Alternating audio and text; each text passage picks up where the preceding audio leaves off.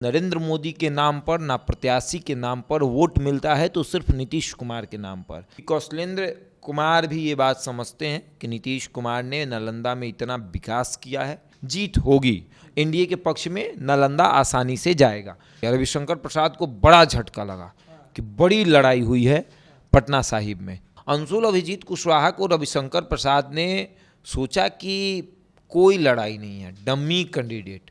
रामकृपाल यादव को ये डर है कि कुछ भी हो सकता है। इस बार यादव नहीं टूट पाया तो ये पाटलिपुत्र लोकसभा सीट रडार पे रहेगा। जहानाबाद सीट सुरेंद्र प्रसाद यादव के खाते में जाते हुए नजर आ रही है। 4 तारीख को ये सीट इंडिया गठबंधन के पाले में भी जा सकती है। दूसरे नंबर पर आपको अरुण कुमार नजर आएंगे और तीसरे नंबर पर एनडीए के उम्मीदवार चंद्रेश्वर चंद्रवंशी नजर आएंगे। भूमिहार राजनीतिक रूप से इसलिए गायब हो गया कि वो अब सड़कों पर उतरना नहीं चाहता है। काराकाट लोकसभा सीट जिस पर कभी चर्चा नहीं हुई, पवन सिंह ने बिहार की राजनीति को समझा और समझा इस कदर कि राजनीति में जातीय समीकरण को भी सेट किया। उपेंद्र कुशवाहा के लिए मुश्किल भरा पल रहेगा, लेकिन उपेंद्र कुशवाहा इस सीट को निकाल लेंगे। लेकिन अगर उपेंद्र कुशवाहा हारते हैं तो इसमें भारतीय जनता पार्टी की भी बड़ी भूमिका रहेगी। भारतीय जनता पार्टी भी इनके हार के पीछे एक बड़ा कारण बनेगी। 50,000 से 1 लाख के बीच में अगर पवन सिंह वोट लाए तो उपेंद्र कुशवाहा के लिए मुसीबत है। मनोज कुमार कांग्रेस के उम्मीदवार हुए, यहाँ ये सीट कांग्रेस के पाले में आसानी से जाएगी। सासाराम आरके सिंह एक ऐसे सांसद उम्मीदवार जो कि नरेंद्र मोदी के नाम पे नहीं बल्कि अपने काम पे वोट मांग रहे थे। कि गाड़ी में आनंद मिश्रा ने तेल नहीं डलवाया, वो अपनी पैसे से अपने गाड़ी में तेल डलवाकर आनंद मिश्रा के साथ घूम रहे थे। वो मिथिलेश तिवारी, जिन पर यह आरोप लगा कि उन्होंने अपने गुरु का ही टिकट कटवाकर अपने नाम करवा लिया। इस बार वही आ जाएगा जो अश्विनी चौबे का पैर छूता है, जो कहता है कि भैया आप बैठी कुर्सी पर तब हम बैठे। यादव का वोट एक तरफा और राजपूत का वोट एक तरफा आपको सुधाकर सिंह को मिल रहा है। चर्चा अब अंतिम चरण की करते हैं, जिसमें कई बड़े नाम शामिल हैं। भोजपुरी के पावर स्टार कहे जाने वाले पवन सिंह, रामकृपाल यादव, रविशंकर प्रसाद, तमाम जो कई सीटें इसमें शामिल हैं। जहानाबाद जो हॉट सीटों में से एक गिना जाता है वह भी इसमें शामिल है। बात करेंगे, सहयोगी शशांक पांडे हैं, लगातार घूम रहे थे। पहले भी हमने आपको बताया कि हर एक गतिविधि पर नजर रख रहे थे। तपती गर्मी में सड़कों पर घूम रहे थे, लगातार अलग अलग सीटों पर भ्रमण कर रहे थे। क्या इस बार का रुझान क्या है? आखिरी चरण के सीटों में किसके साथ जा रही है सीट? 7वां चरण और अंतिम चरण, ये चरण बहुत लोगों का भविष्य तय करेगा। बड़े बड़े लोग इसमें हैं। पावर स्टार पवन सिंह हो, उपेंद्र कुशवाहा हो, आरके सिंह हो, आपको उसके बाद रामकृपाल यादव हैं, रविशंकर प्रसाद हैं, चाहे कौशलेंद्र कुमार हैं, आपको मिथिलेश तिवारी, जिन पर यह आरोप लगा कि उन्होंने अपने गुरु का ही टिकट कटवाकर अपने नाम करवा लिया, अश्विनी चौबे का टिकट कटवाकर। चर्चा नालंदा से करेंगे। नालंदा लोकसभा सीट जहां पर ये चीज़ें देखने को मिलती है कि ना नरेंद्र मोदी के नाम पर ना प्रत्याशी के नाम पर वोट मिलता है तो सिर्फ नीतीश कुमार के नाम पर। नालंदा में ये चीज़ें देखने को मिलती है। पिछली बार 2.5 लाख वोट से कौशलेंद्र कुमार की जीत हुई थी, 2,56,137 वोटों से। इस बार भी मार्जिन वही रहेगा, हल्का फुल्का कम होगा, 2 लाख तक वो पहुंचेगा, क्योंकि कौशलेंद्र कुमार भी ये बात समझते हैं कि नीतीश कुमार ने नालंदा में इतना विकास किया है, इतना काम किया है कि लोग नीतीश कुमार को छोड़कर किसी और को वोट नहीं देंगे, उनके चेहरे पर वोट करेंगे। नालंदा में लड़ाई है लेकिन जीत आसानी से हो जाएगी और कौशलेंद्र कुमार की। तो नालंदा पर कोई चर्चा नहीं कर पा रहे हैं। नालंदा में संदीप सौरभ जो हैं वो CPI-M के उम्मीदवार थे और कौशलेंद्र कुमार JDU के उम्मीदवार, यानी इंडिया गठबंधन से संदीप सौरभ को लाया गया। हालांकि संदीप सौरभ हैं, अच्छे विधायक हैं। संदीप सौरभ एक ऐसे विधायक हैं जो छात्रों के हित की बात करते हैं। सदन में अगर जब आवाज़ उठाना है तो संदीप सौरभ ही आवाज़ उठाएंगे छात्रों के हित की। तो संदीप सौरभ ने ये सोचा कि छात्र हमारे हैं तो हम कहीं से भी चुनाव लड़ेंगे तो हमें वोट मिल जाएगा। लेकिन वो छात्र बटे हुए छात्र हैं, वो अलग अलग लोकसभा क्षेत्रों में हैं, हर एक जिला में हैं, अलग अलग क्षेत्रों से हैं, तो वो आपके साथ खड़े हैं, ये आपको देखना पड़ेगा। हालांकि लड़ाई संदीप सौरभ ने टक्कर दिया है मैदान में, वो भी लड़े, आखिरी दम तक लड़े हैं। अब देखने वाली बात यह है कि 4 तारीख को क्या होगा, लेकिन जीत होगी एनडीए के पक्ष में। नालंदा आसानी से जाएगा। पटना साहिब की बात करें तो पटना साहिब में रविशंकर प्रसाद और अंशुल अभिजीत कुशवाहा बोलिए, अंशुल अभिजीत कुशवाहा। अंशुल अभिजीत कुशवाहा को रविशंकर प्रसाद ने सोचा कि कोई लड़ाई नहीं है, डम्मी कैंडिडेट, क्योंकि जिस तरीके से अंशुल अभिजीत का रोड शो दिखा, एक भी मतलब 5-6 लोग, कुछ खास नहीं था। उनकी जो सभा होती थी कुछ खास नहीं होती थी, वो अकेले चल देते थे मार्केट में जाकर लोगों से बात। लेकिन अंत में लड़ाई जबरदस्त, बहुत जबरदस्त लड़ाई, मतलब सब कुछ पलट गया, अचानक पलट गया। रविशंकर प्रसाद को बड़ा झटका लगा कि बड़ी लड़ाई हुई है पटना साहिब में, और ये सीट मतलब रहेगी पक्ष में, लेकिन मुश्किल रहेगा। अब चर्चा आगे तो पटना साहिब में ये भी 2,84,000 से चुनाव जीते थे, 2,84,651 वोटों से चुनाव जीते थे। तो ये जो लड़ाई है वो बहुत दिलचस्प होगी। इस बार इतना मार्जिन नहीं रहेगा, इस बार इतना बड़ा मार्जिन नहीं रहेगा। अब आते हैं पाटलिपुत्र। लालू प्रसाद यादव की बेटी है मिशा भारती 14,000 वोट से चुनाव हारी थी। पिछली बार 14,000 वोट से चुनाव हारी थी। और सबसे बड़ी बात है कि रामकृपाल यादव की से उनकी लड़ाई हर बार हो रही है। 2014 में भी हुई थी, 2019 में भी हुई थी, और 2014 में 49,000 के करीब से चुनाव हारी थी, 2019 में 14,000 के करीब से चुनाव हारी थी। और चर्चा इतनी हुई इस बार यादव नहीं टूट पाया। तो ये पाटलिपुत्र लोकसभा सीट रडार पे रहेगा। ये रडार पे इसलिए भी रहेगा क्योंकि यहाँ पर लड़ाई बहुत दिलचस्प देखने को मिली है। अभी भी रामकृपाल यादव को ये डर है कि कुछ भी हो सकता है, अभी भी कुछ भी, मतलब अब तो मतदान हो गया है, लेकिन 4 तारीख को ये सीट इंडिया गठबंधन के पाले में भी जा सकती है। लड़ाई बहुत दिलचस्प है।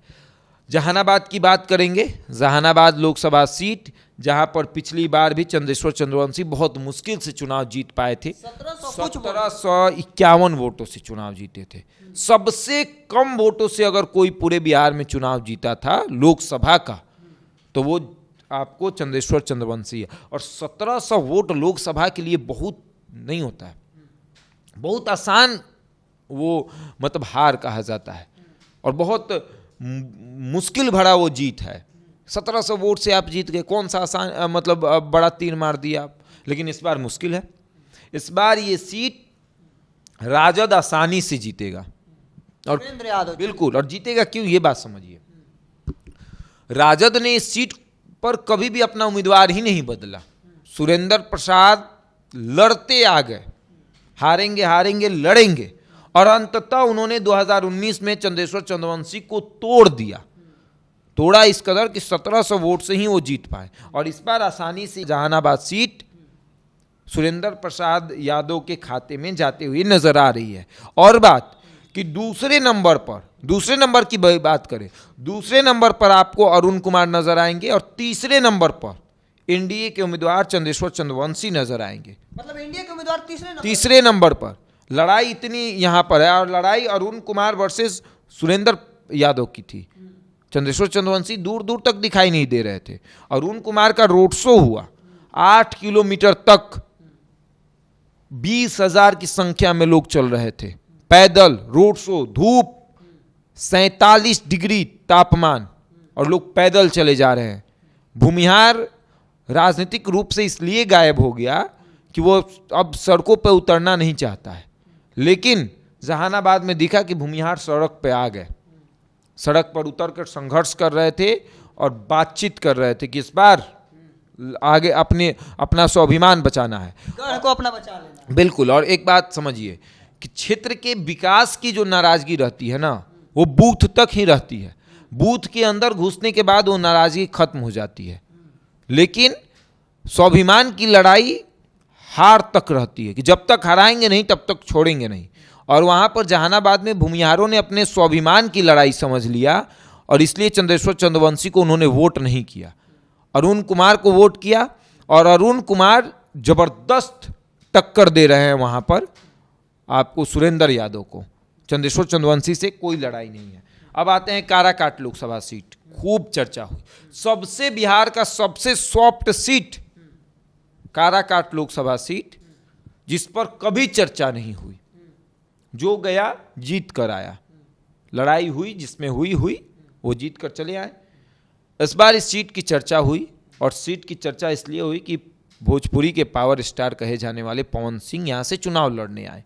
निर्दलीय उम्मीदवारी उन्होंने अपनी ठोकी, खूब भीड़ आया, खूब भीड़ देखने को मिला।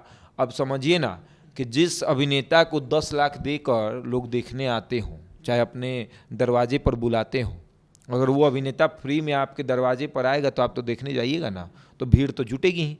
और वो भीड़ सिर्फ काराकाट लोकसभा क्षेत्र की नहीं थी, वो भीड़ औरंगाबाद लोकसभा क्षेत्र की भी थी, मतलब दूसरे जगह की भी थी। और काराकाट और औरंगाबाद आसपास का इलाका है।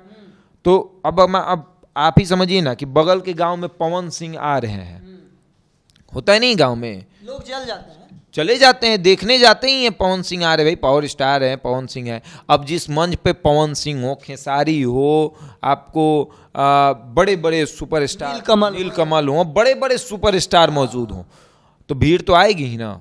भीड़ आई, लेकिन पवन सिंह ने बिहार की राजनीति को समझा, और समझा इस कदर कि राजनीति में जातीय समीकरण को भी सेट किया।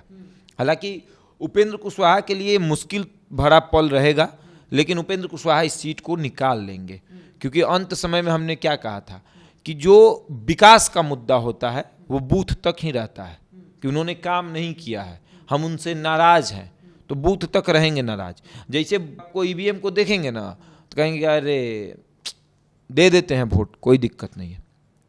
तो इस बात को लेकर भी थी कि महाबली सिंह इससे पहले थे, वो विकास कार्य नहीं किए। देखिए, महाबली सिंह विकास नहीं किए। 2014 में भी उपेंद्र कुशवाहा थे तो मंत्री बन गए थे केंद्र में, तो क्षेत्र में जा नहीं पा रहे थे, जबकि उन्होंने खुद इस बात को कबूला है कि नाराजगी है, आपकी नाराजगी को हम समझ रहे हैं, हम मंत्री बनने की लालसा में मंत्री बन गए थे, इसलिए आपकी और हमारे बीच दूरियां आई हैं, उस दूरियों को ख़त्म करिए।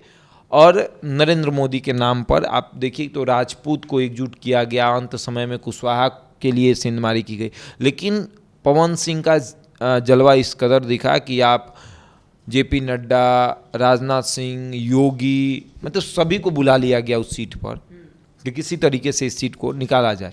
लेकिन अगर उपेंद्र कुशवाहा हारते हैं तो इसमें भारतीय जनता पार्टी की भी बड़ी भूमिका रहेगी। भारतीय जनता पार्टी भी इनके हार के पीछे एक बड़ा कारण बनेगी। अब आगे देखिए क्या होता है, 4 तारीख को ही पता चलेगा। पिछली बार महाबली सिंह जो हैं वो जीते थे 84,542 वोटों से। हमने पहले ही बताया कि बहुत सॉफ्ट सीट था, चर्चा कभी नहीं हुई।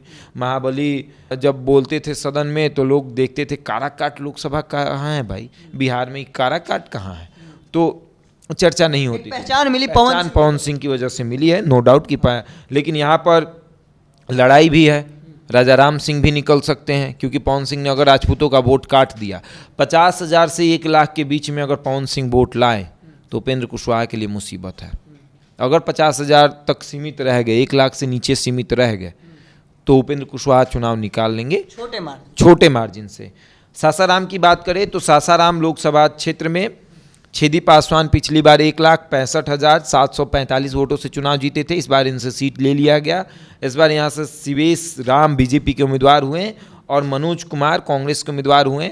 यहाँ ये सीट कांग्रेस के पाले में आसानी से जाएगी, सासाराम लोकसभा क्षेत्र।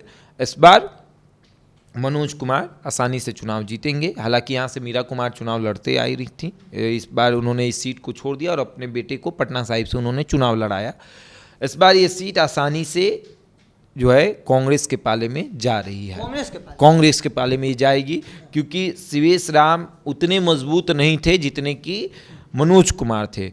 और आप देखें तो यादव, मुसलमान, दलित ट्रांसफ़र हुए हैं कांग्रेस में, कांग्रेस को उन्होंने वोट किया है कि कांग्रेस को हम वोट करेंगे। मुसलमान तो कहीं जाए, मुसलमान के लिए तो कांग्रेस है ही, यादव कहीं जाएगा नहीं।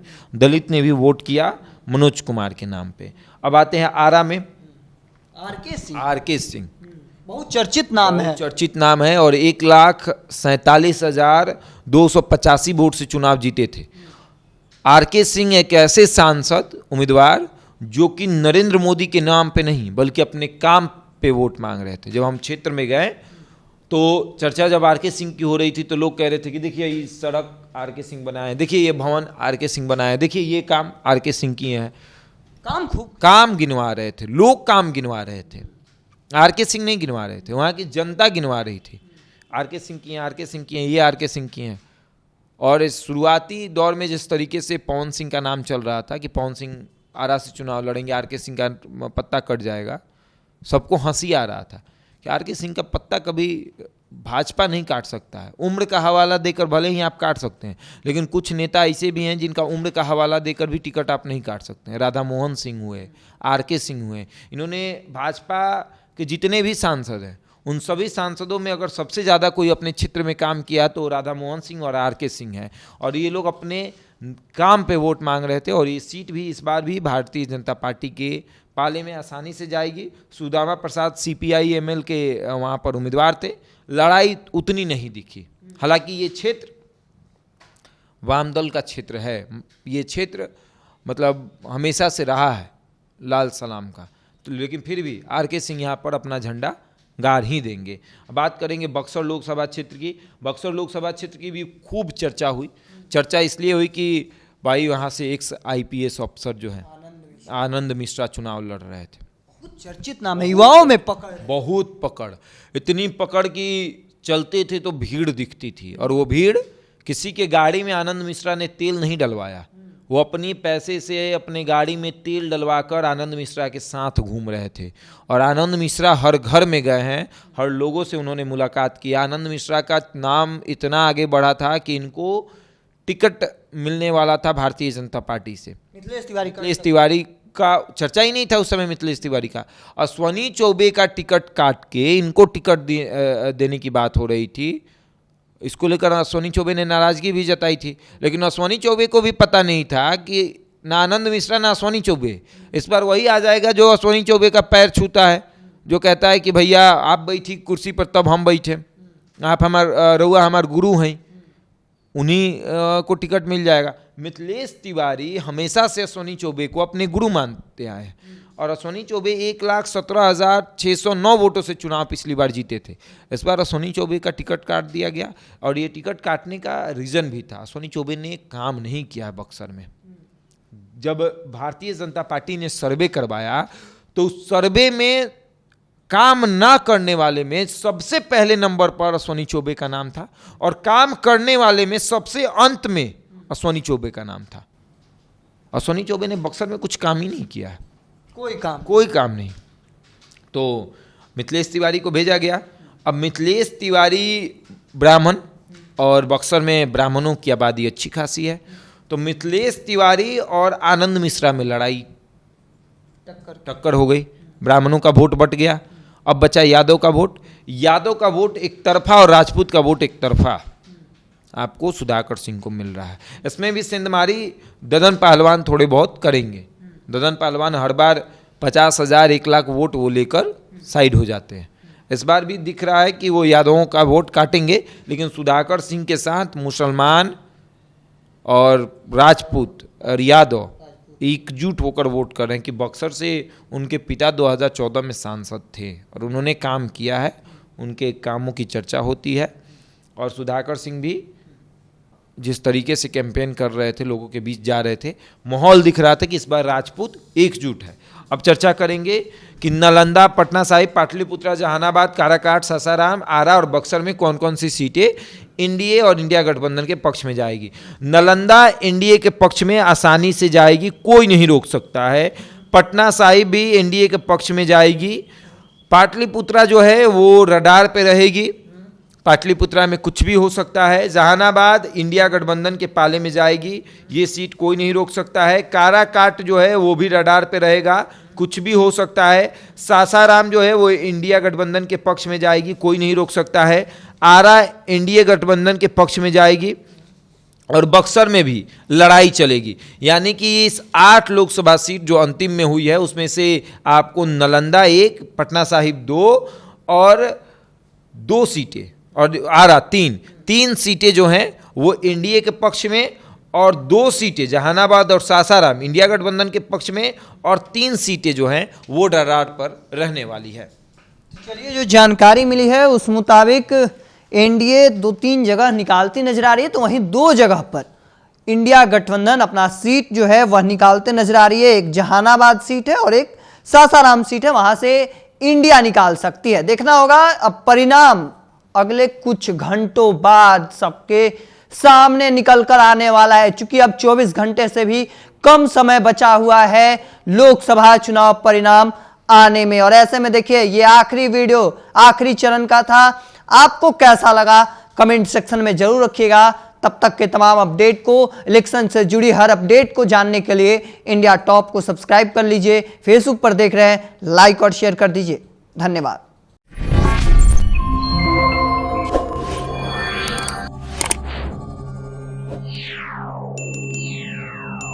Yeah.